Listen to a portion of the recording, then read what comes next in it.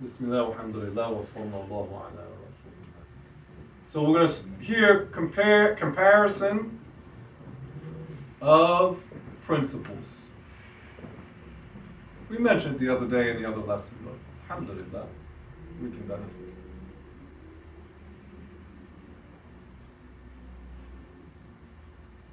So we compare the difference between our worldview and their worldview. Be aware that the opponents of Islam, don't they study Muslims? Do I hear a yes? Yes. Yeah, they do indeed. I mean, you're at Vanderbilt. I'm pretty sure they have a Middle Eastern Studies program, right? Yeah. Yeah. What do you think they're doing there? They're studying Islam so they can become pious Muslims? No, they're studying it because they're looking at different ways how to weaken and undermine Muslims, typically. That doesn't mean everyone who's in the department is like that, but definitely their funding comes from people, that's their objective. Some people, they like Middle Eastern culture, for example. That's just their thing. But at least some of those people, they're studying the Muslims to figure out the weak points and how to undermine the religion. So our first principle is what? Belief in one perfect creator. This is it. For them, do they have a corresponding principle to this? No. Many of the leftists, what religion do they follow? They're atheists, right? They don't follow a religion. Many of the leftists. And let's be clear, guys. When we talk about like the left, we're talking about the leaders, because you have the other people. They call them in communism. They would call them the useful idiots.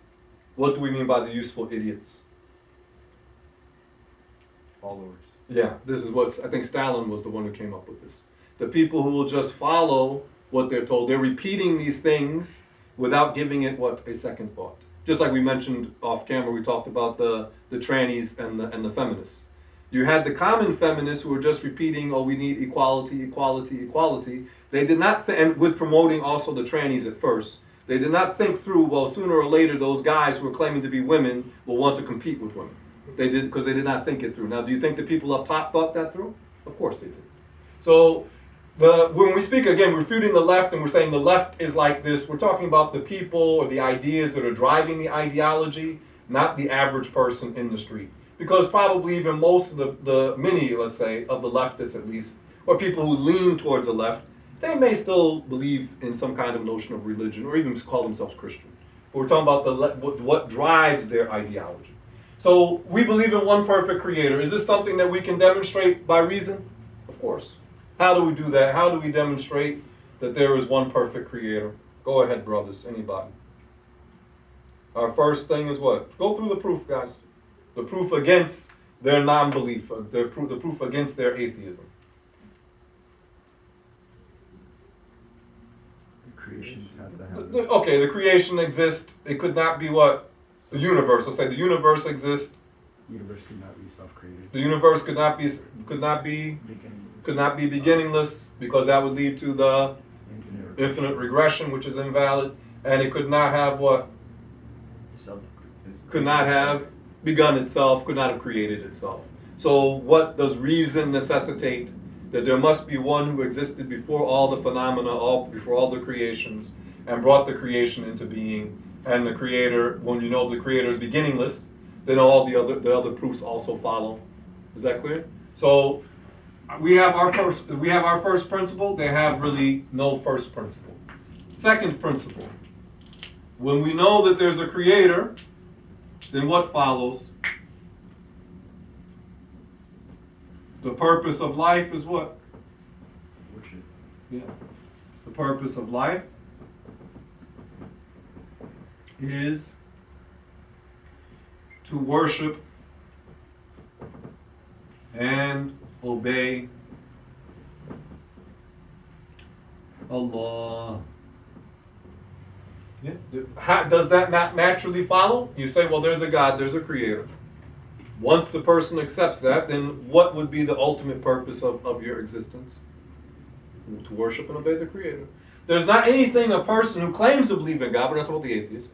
There's not anything a person claims to believe in God could posit as being more significant than worship and obedience of God. What are making money? No. Living in luxury? No.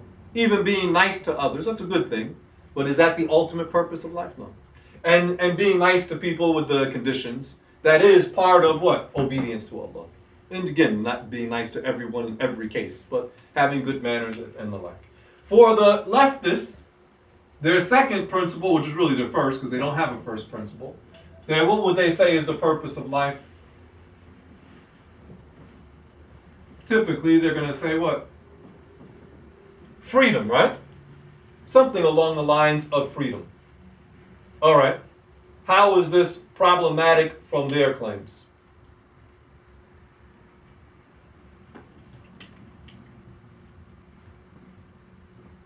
Every society requires what? Rules? Yeah, so what do they call rules? Laws. So it's on the social level. Every society needs laws. And what is the nature of a law? Changes. What's that? It changes. Well, that's one. It does change, but even aside from that, Restricts you. it restricts. Doesn't it restrict your freedom? Yeah. We have laws. Can you drive on the left side of the street here in this country? No. So isn't that a restriction of your freedom? Of course. I'm not saying I'm not advising to drive on the left side of the street, but it restricts your freedom. So the very nature, don't you have, what do they call it, what, lawmakers, right? In Nashville, what are they doing theoretically? They're what, making laws. Washington, D.C., what are they doing? Yeah, so and what are those laws doing? They're restricting. However they are, they're putting restrictions on someone. Okay? So the society needs laws. So can it really be free, quote unquote? No. And if you had a society without any laws, what would happen? No laws would lead to what? Chaos. Chaos, anarchy. Chaos, anarchy, meaning no law. That's one issue. Another issue on the individual level.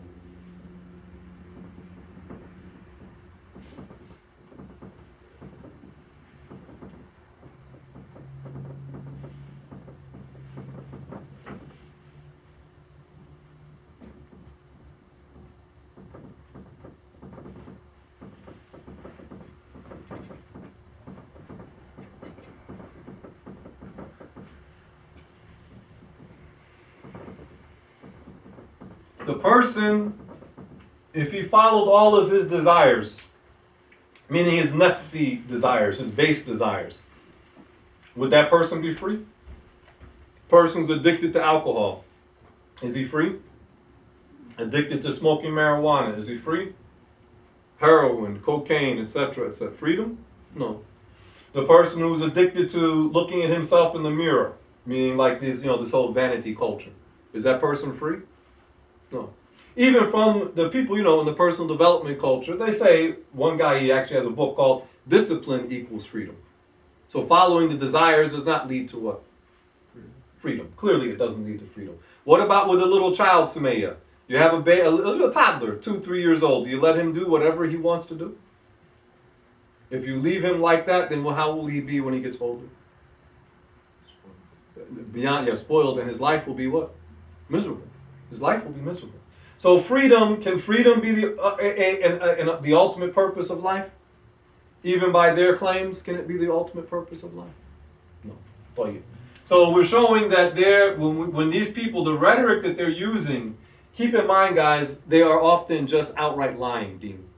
Not just saying things, like the useful idiots, a lot of times they're saying things because they haven't thought them through.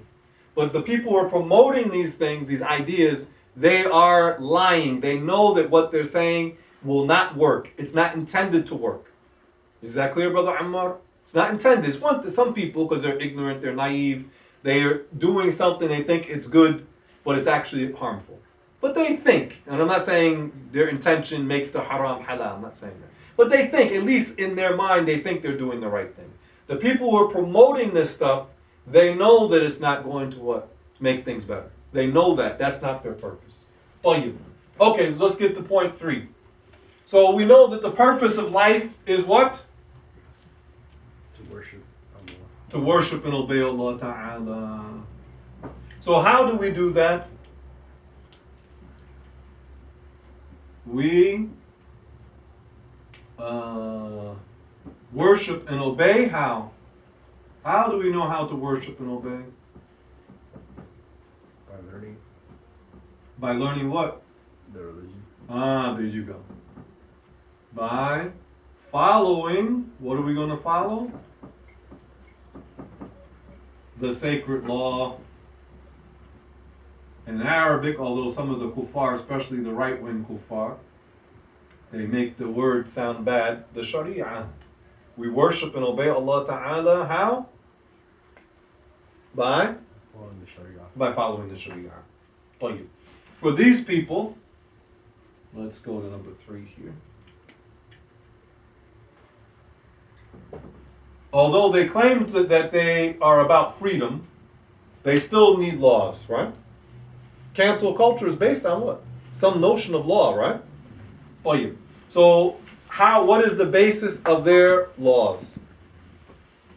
Moral. What is the basis? Where do they get them from? Their desires. They're ultimately from their what? Desires. Their whims. Whims, just feelings.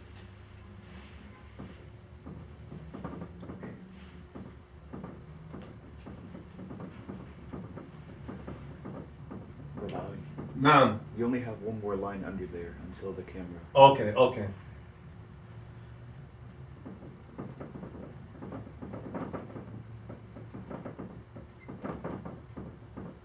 No. Does that fit?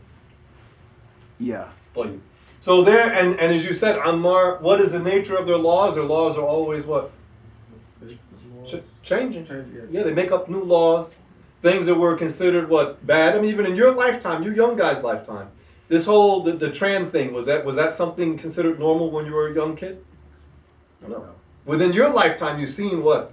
Change. A change. Not just a little change, like people just kind of accept it now. Now they're saying if you don't accept it, there's something what? Wrong with you. Not just kind of like, well, they do their thing and we do our thing, it's not my business.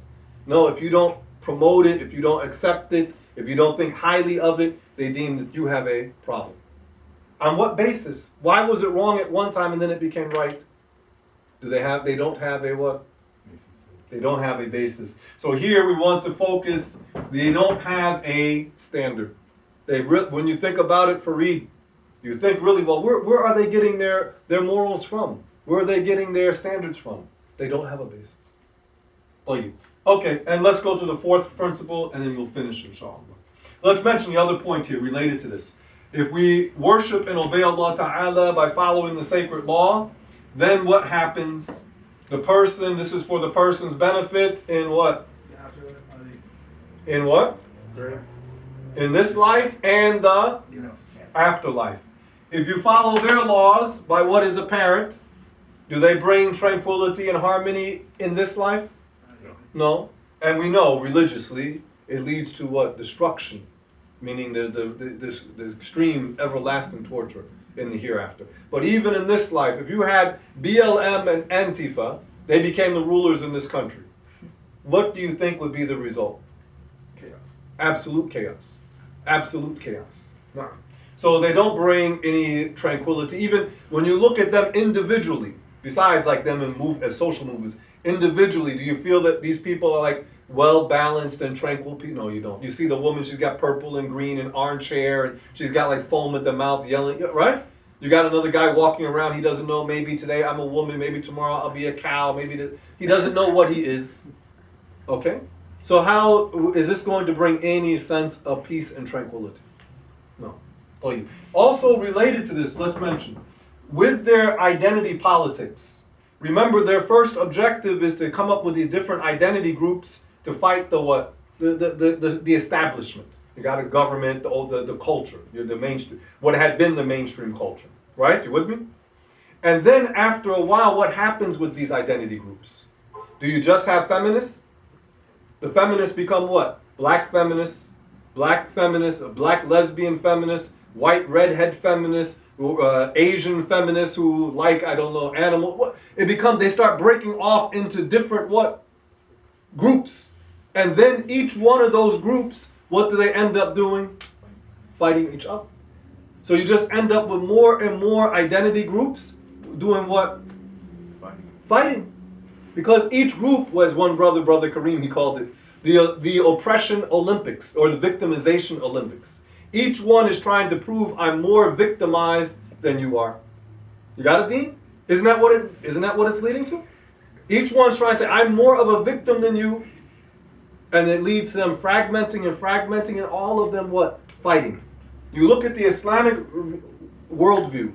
We say regardless of your color, your class, your family background, let's unite in what? The worship of Allah Ta'ala.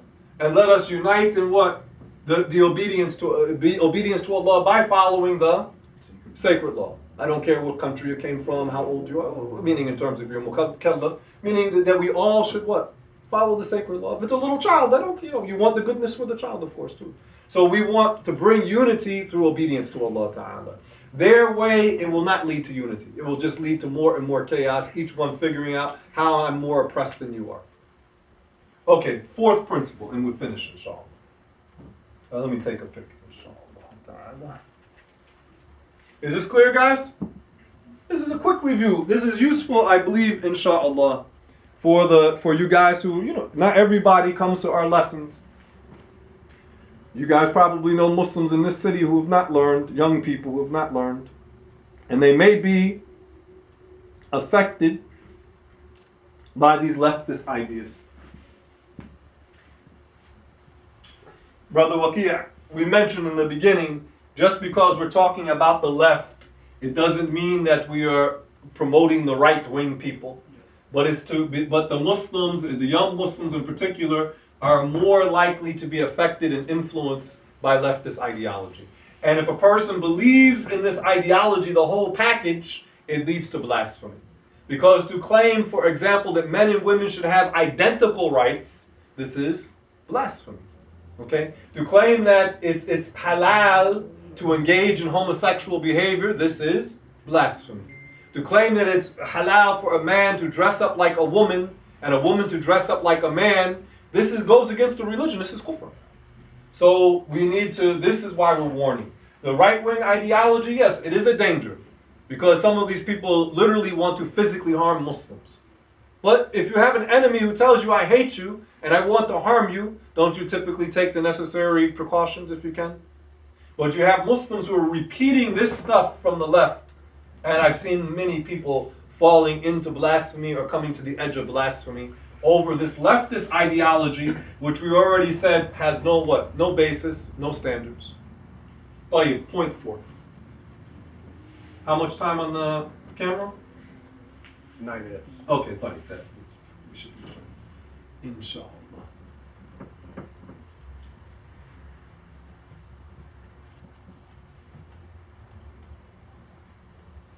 So when we talked about the sacred law, so here we're talking about the sacred law.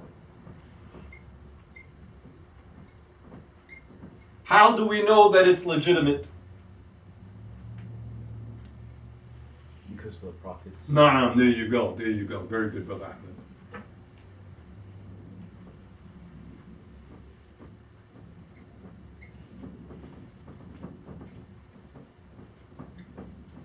We know it is correct because it was revealed to Prophet Muhammad sallallahu alayhi wa sallam. And how do we know he's a prophet? For miracles. No, there you go.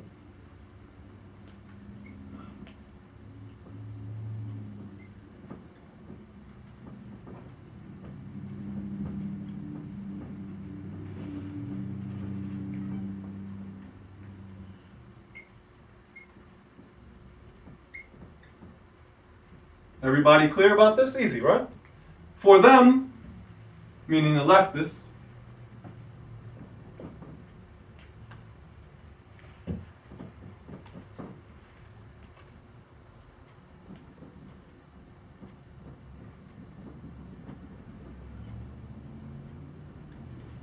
the leftists claim, or they imply, their fourth principle, what is the proof for their laws, their values, their standards? What's the proof? What can they invoke as a proof? Well, the proof that this is right is such and such. What can they invoke? What can they claim is the basis to prove their ideology is correct?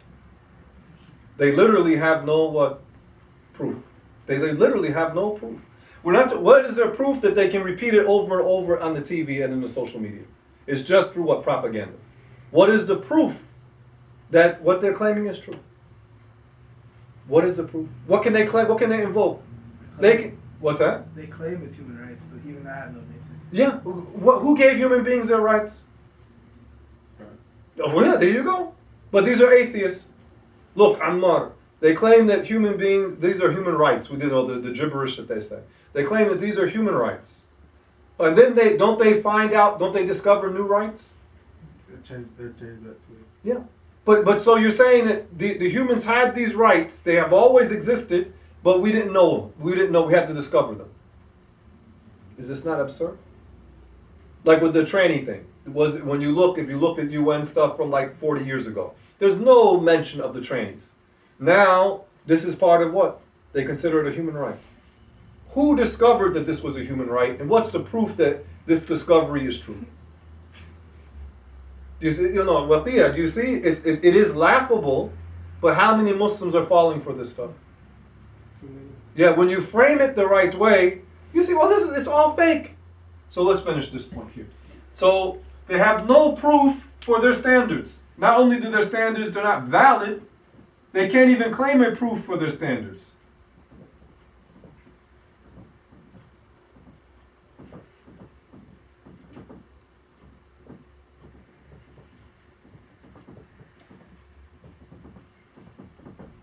And as we said, their standards are constantly changing.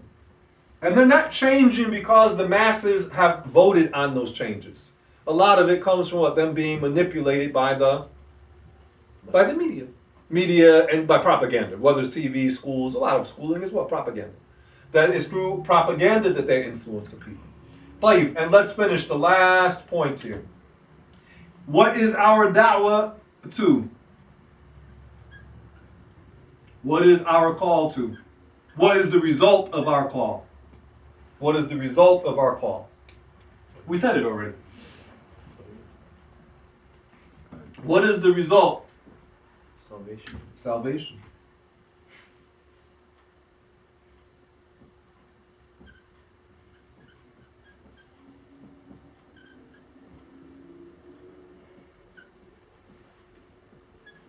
And again, da'wah meaning call, invitation, is salvation.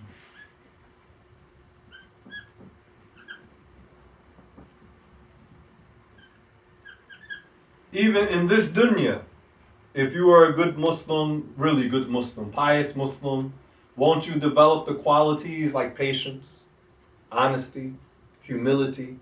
These are good virtues. So we don't use this word anymore. These are virtues. How much time on the clock?